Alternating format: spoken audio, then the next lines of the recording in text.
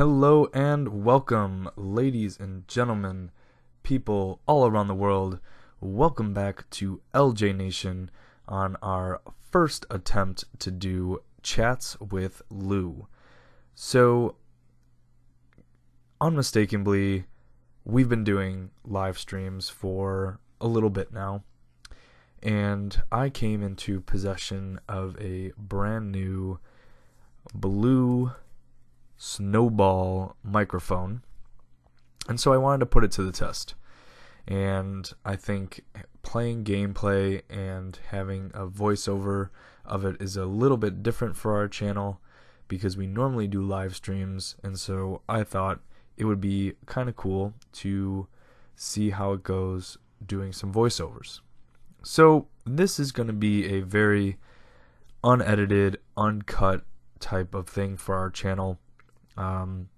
As you can see, I'm playing some CSGO on the PC, and I am not the best. So a lot of it is going to be through the eyes of other people. But that's okay. My goal for this is to make it very unedited and just kind of talk and throw it out there, and we'll see how it does. And if people like it, then we can keep improving and go from there.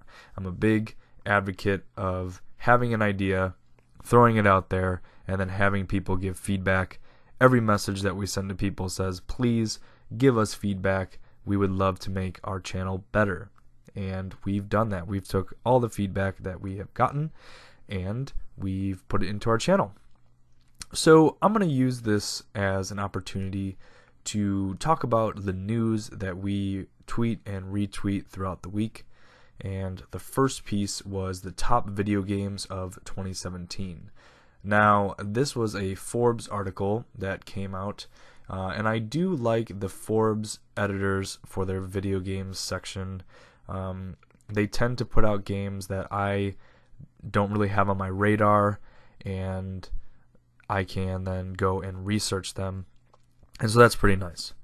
So the first game that they have on the list here is called ARMS, and that's the Nintendo Switch's first release, and it looks like a pretty cool boxing game. They essentially, from what it looks like, have boxing gloves that have these long spring arms attached to them. I remember a little while ago, a couple years ago, Nintendo was showcasing some sort of robotic fighting game, and it was almost like the Rock'em Sock'em Robots, or whatever the name of that was. And I think this might be sort of a spin-off of that, because maybe that didn't make it all the way through production or something or another. And so it really seems like the quirky little games that Nintendo tends to come up with. So it might be good. I'm a big component and advocate of waiting before you buy video games and reading reviews of people that have the same tastes as you and see what they think. People that get paid to do that for their job. And when I wait to do that, it seems to pay dividends in my favor because I'm not going out and buying a game that I don't want to play. The next one on the list is Berserk and the Band of the Hawk. And so apparently this is a game that was based off of Dynasty Warriors, and I admit I love Dynasty Warriors. I think the Nintendo version of that, which was Hyrule Warriors, are just really feel-good games, and I'm assuming if you like Dynasty Warriors, then you're going to like Berserk and the Band of the Hawk. I don't know too much about it. Look like the trailer really just seems like it's your typical hack 'em, smash 'em, beat 'em up, thousands of people at a time type of game, and sometimes you need to just come home, relax, and slaughter thousands of people digitally, of course. And so the next one on the list is the Call of the Cthulhu, and from what we've been reading and gathering of this, it looks like it's this gothic mystery psychological horror game, and it was produced by Cyanide Studios. So this one seems to be a really big toss-up here. It can go either way. If you like that psychological horror type of game, which is the type of horror that I personally prefer. I don't like when games kind of get cheap scares out of you by just jump scaring you. I would prefer to have the fear be completely encompassing and surround you and immerse you to the fact that you feel scared and you're not, like, you don't know what's around the corner type of scared, and not you don't know what's around the corner because you know you're going to get a jump scare. This is more of you don't know what to expect because the atmosphere is so scary. And those are the type of games that I'd rather play if I'm going to play a horror game.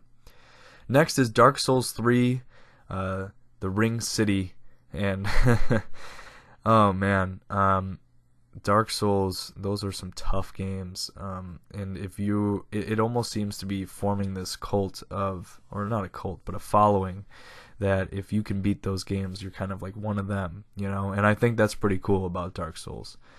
But apparently, this is the final DLC for Dark Souls franchise, and it takes players through the Ring City, and at the end of the Age of Fire, and then the whole game takes place at the edge of the world, so to speak. So apparently it's going to be a really good DLC that's coming out. I've read a couple different things on it, and people seem to be really liking the idea, and the trailers seem to be really tipping people off, so that's great. And the next game on this list here is Divinity Original Sin, and apparently this is a follow-up from Divinity Original Sin. I didn't even know what this game was at first, but this role-playing game is supposed to come out fairly soon, and the hype for this seems real. It looks like, from the looks of it, is a top-down type play, and they have some early access launch. Some people got their hands on it, and so, you know, we'll see how it goes. But there's a lot of different games on this list here, and a lot of different ones that I didn't know that were coming out. A lot of different games that we weren't sure about. But kind of to top off that list is Fire Emblem Warriors, Fire Emblem Heroes, Fire Emblem Echoes. So there's a big Fire Emblem push coming out. The Flame and the Flood. But For Honor, this is one that Jay and I were really thinking of playing. And if you don't know what For Honor is, it's knights, Vikings, and samurais are doing glorious battle in this multiplayer title from Ubisoft, to sum it up. So essentially, if you like action games and you like MOBAs, then this game might be something that you want to put on your radar.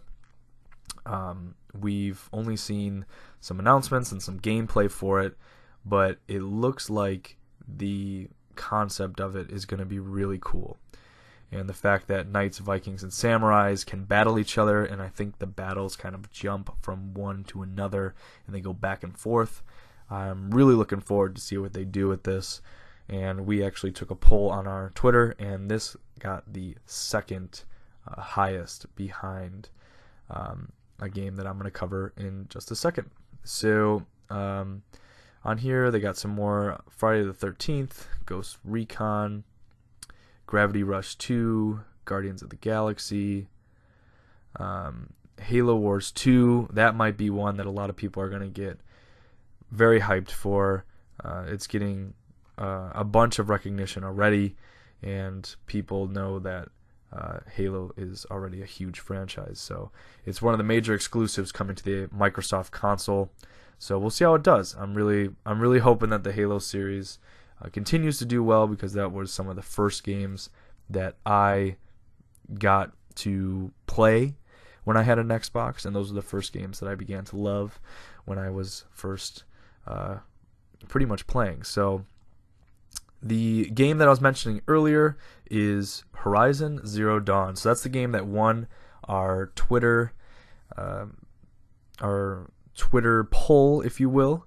And we asked the community, we said, hey, what do you guys want to see us play next, now that There's going to be a bunch of new games coming out with the new year, and Horizon Zero Dawn 1, and so we actually did a live stream where we talked a little bit about it. So Horizon Zero Dawn is this game that is an open world RPG style game, and I'm actually going to spend the next part of this Lou Chats talking about Horizon Zero Dawn, since that was what everybody wanted us to play.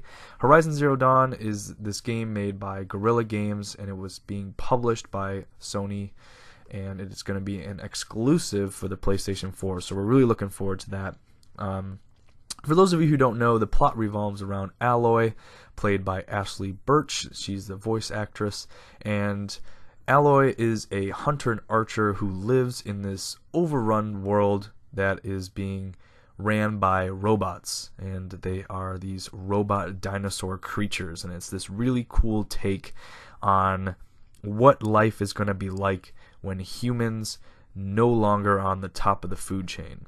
And that's really interesting because, at least for our generation and generations and generations and generations before us, we have been on top of the food chain, so it's going to be pretty cool. She can use ranged melee attacks, stealth attacks, and combat, and different mechanized creatures she can kind of program to do her bidding, and she can actually loot the bodies of these dead dinosaur-like robotic creatures for resources. It features this open world environment for Aloy to explore, and apparently the world is divided into tribes, and from what we can gather, it seems like Aloy was dumped or ditched or abandoned by her tribe, and we don't know why, and so she is kind of fending for herself in this main story that guides her throughout this world.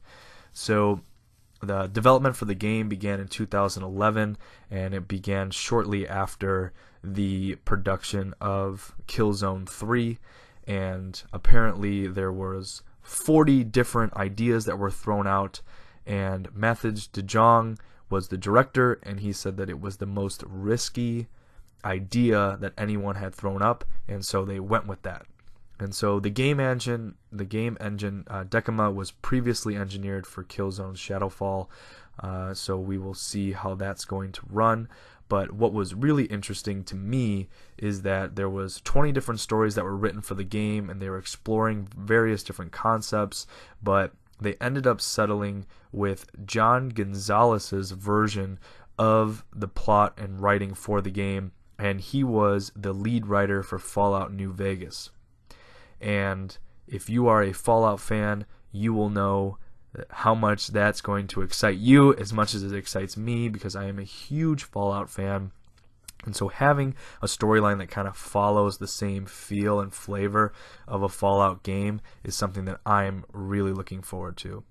Apparently the team is putting everything that they have into Horizon Zero Dawn. The team started with just 10 people, and now they actually canceled other work and other titles to allow the entire team to focus solely on the development of this game. So the game really looks to explore this interest between danger and beauty of the world, kind of saying when humans no longer run the ship, what happens to the world. And it's going to be very overgrown and just harvesting the beauty of it, but knowing that danger is right around the corner with these dinosaurs lurking around. So they said that the team wished to have this very simple interface design. They're not going to have complicated menus for crafting. It's going to be very simple, point and click. You take these two items, and if they go together, then they make a third item, and I think that's really cool. They really want to go away from the tutorial system, which I think is going to be interesting. They want to make it tutorial free, so instead they're going to require players to learn the methods of defeating enemies through trial and error, and so they want it to be as literally as simple and bare bones as possible on that front, and really making you feel isolated. The game is going to make you feel like you are Aloy in the game and you don't know what to do, and it's trial and error just like it would be if you were in that situation. So the game looks promising. It looks really cool. It's going to be forward compatible on the PS4 Pro, and so it's going to allow it to run in 4K resolution. And the game has won a couple awards. In 2015 it won Best Original Game, and in 2016 it won Best Original Game as well, and it was nominated for a boatload of things like Best in Show, Best Console Game, Best Action Adventure Game for both years in a row. And then at the Golden Joystick Awards in 2016 it was nominated for Most Wanted Game, and the Game Awards it was nominated for Most Anticipated Game. So that's going to wrap it up for the first episode of Chats with Lou. I hope you enjoyed this completely uncut version of everything we wanted to talk about, talking about different top video games that are coming out, as well as the anticipated Horizon Zero Dawn that you can expect to see gameplay and live streams on our channel coming up in February. And if you like this video, please make sure to like and subscribe to our channel, and look forward. February 28th is when Horizon Zero Dawn comes out, and if you show the support for us, we will absolutely show the support back to you. Thanks so much as always, and I will speak to you again on the next Chats with Lou.